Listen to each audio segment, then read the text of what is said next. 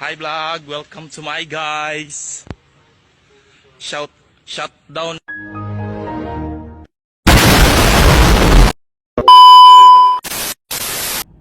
Assalamualaikum warahmatullahi wabarakatuh. Hi everyone, let me introduce myself. My name is Anggi Ramadhani with NPM 254110999. I am from my class 25 MNGI. Enjoy watching the video.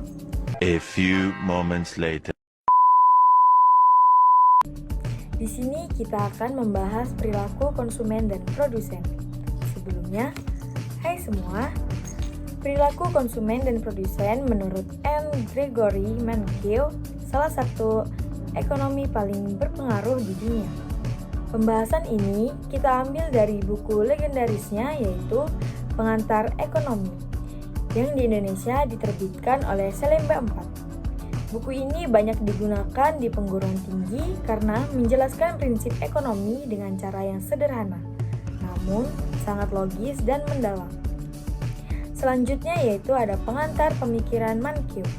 Menurut N. Gregory Mankiw, ekonomi adalah ilmu yang mempelajari bagaimana masyarakat mengelola sumber daya yang terbatas. Dalam setiap keputusan ekonomi, ada dua pihak utama yang berperan penting, yaitu konsumen dan produsen.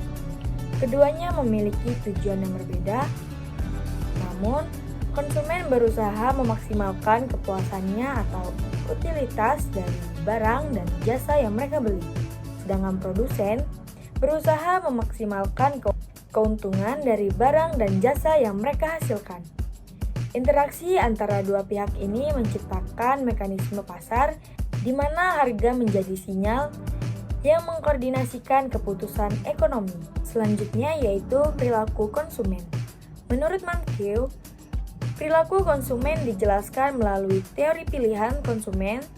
Teori ini menjelaskan bagaimana individu mengambil keputusan untuk membeli suatu barang atau jasa dengan mempertimbangkan pendapatan, harga barang, dan preferensi pribadi. Yang pertama ada keterbatasan anggaran.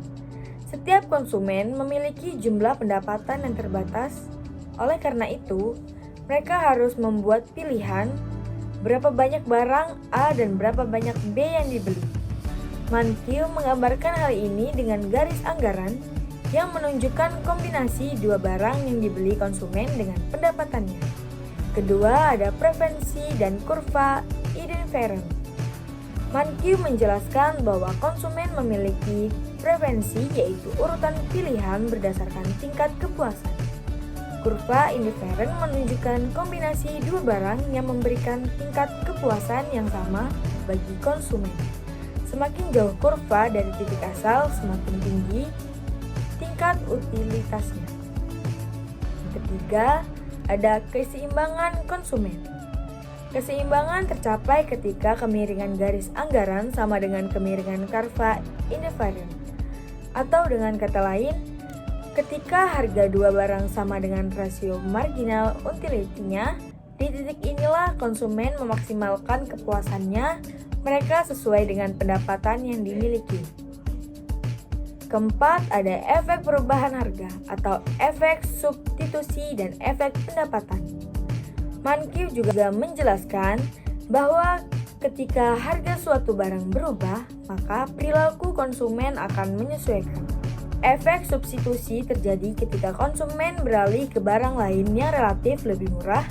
Efek pendapatan terjadi ketika perubahan harga mempengaruhi daya beli konsumen. Sebagai contoh, jika harga beras naik, maka konsumen mungkin mengurangi konsumsi beras dan beralih ke mie instan atau jagung. Selanjutnya yaitu ada perilaku produsen. Menurut Mankiw, produsen bertindak rasional untuk memaksimalkan keuntungan, yaitu selisih antara pendapatan total dan biaya total. Yang pertama ada fungsi produksi. Fungsi produksi menggambarkan hubungan antar input seperti tenaga kerja dan modal, dan output seperti barang atau jasa yang dihasilkan. Yang kedua ada hukum hasil yang semakin berkurang. Mankiw menekankan bahwa dalam jangka pendek, jika satu faktor produksi atau misalnya tenaga kerja terus ditambah sementara faktor lain tetap, maka tambahan output ini disebut diminishing marginal product. Yang ketiga ada biaya produksi.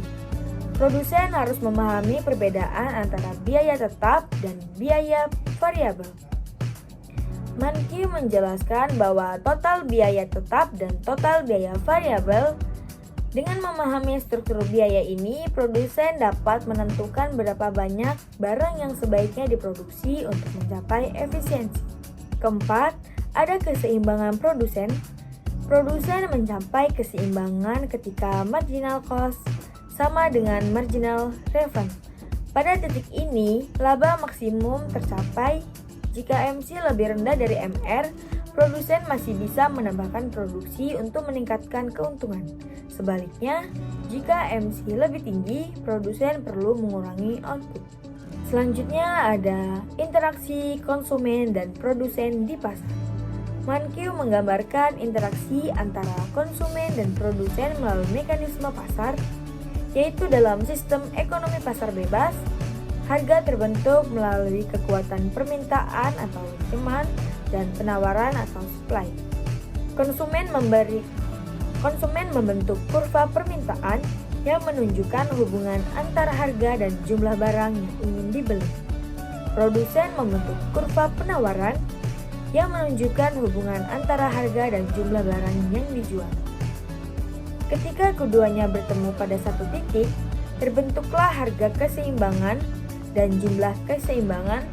Jika harga berada di atas titik keseimbangan, terjadi surplus, atau jika di bawah, terjadi kekurangan atau shortage. Selanjutnya ada peran pemerintah dan efisiensi pasar.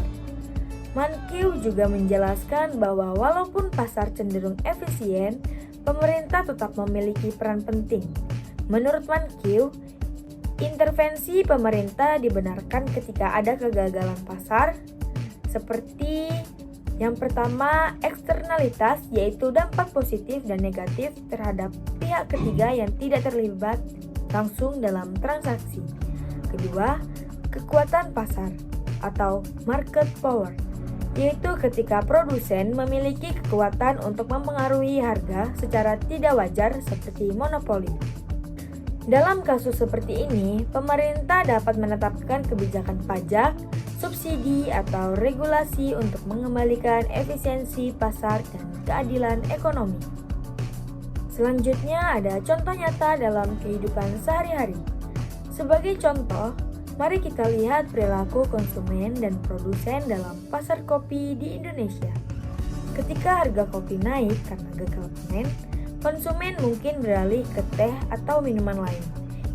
Itu adalah efek substitusi, sementara produsen kopi mungkin menambah produksi tahun berikutnya untuk memanfaatkan harga yang tinggi. Interaksi ini menciptakan mekanisme keseimbangan pasar alami sebagaimana dijelaskan oleh Mankiw. Jadi, menurut N. Gregory Mankiw dalam Pengantar Ekonomi, perilaku konsumen dan produsen adalah fondasi utama dalam memahami bagaimana ekonomi bekerja. Konsumen berusaha memaksimalkan utilitas dengan keterbatasan anggaran. Produsen berusaha memaksimalkan keuntungan dengan mengelola biaya dan sumber daya secara efisien. Interaksi keduanya menciptakan mekanisme pasar yang menentukan harga dan keseimbangan ekonomi. Pemikiran Mankiw membantu kita memahami bahwa setiap keputusan ekonomi individu, baik membeli secangkir kopi atau membuka usaha baru, berkontribusi pada dinamika ekonomi yang lebih luas. That all the explanation for me. See you later. Thank you. Wassalamualaikum warahmatullahi wabarakatuh. Thank you, everyone! Thank you, Elmar! Boom!